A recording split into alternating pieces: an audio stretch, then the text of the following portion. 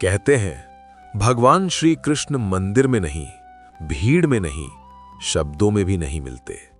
वो मिलते हैं उस एक पल में जब इंसान टूट कर रोता है और बोलने की ताकत भी खो देता है। आज की ये कथा किसी राजा की नहीं, किसी विद्वान की नहीं, बल्कि एक साधारण भक्त की है, जिसके आंसू खुद भगवान श्री कृष्ण ने संभाल लिए। बहुत समय पहले ब्रजभूमि के पास एक छोटा सा गांव था।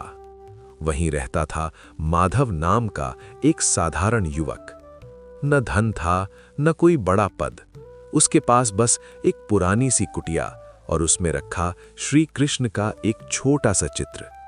माधव रोज सुबह चित्र के सामने दीपक जलाता और बस एक ही बात कहता, कन्हैया, आज कुछ मांगने नहीं आया, बस मन भारी है।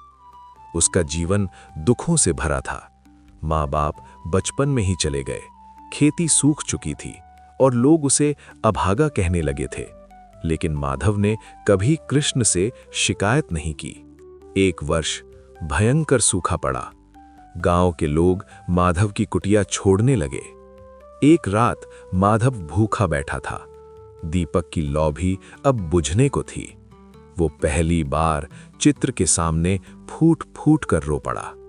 उसने कहा, कन्हैया, अगर मेरा दुख तेरी मर्जी है तो मैं सह लूंगा, बस इतना कर दे कि मेरा विश्वास कमजोर न पड़े।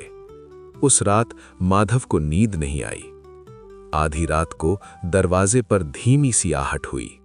माधव ने दरवाजा खोला। सामने एक सांवला बालक खड़ा था, पीत वस्त्र, माथे पर मोरपंख और आंखों में असीम करुणा। बालक बोला, माधव, आज तू रोया क्यों? माधव चौंक गया। उसके मुंह से शब्द नहीं निकले। उसने बस जमीन पर गिरकर बालक के चरण पकड़ लिए। बालक ने उसे उठाया और कहा, रोना गलत नहीं है, पर विश्वास छोड़ देना सबसे बड़ा दुख है। माधव बोला, कन्हैया, क्या तू सच में मुझे देख रहा था? बालक मुस्कुराया, तेरे हर आंसू को मैंने लिखा है। ये कहते हुए बालक ने अपनी बांसुरी निकाली।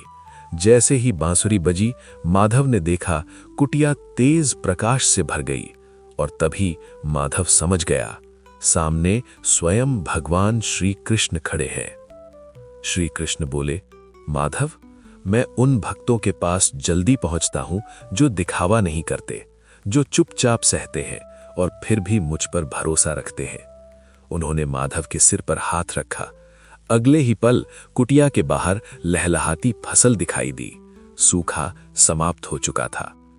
उस दिन के बाद माधव का जीवन बदला, पर उसने कभी ये नहीं कहा कि कृष्ण ने उसे धन दिया। वो बस इतना कहता था कि जब सब ने मुझे छोड़ा, तब कृष्ण ने मेरा हाथ पकड़ा।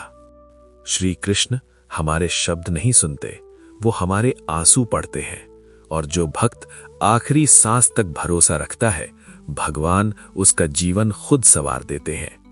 अगर आपको श्री कृष्ण की ये कथा दिल तक पहुंची हो तो लाइक जरूर करें और ऐसी सच्ची भक्ति कथाओं के लिए चैनल को सब्सक्राइब करना न भूलें, क्योंकि कृष्ण की कथाएं सिर्फ सुनने के लिए नहीं, जीने के लिए होती हैं।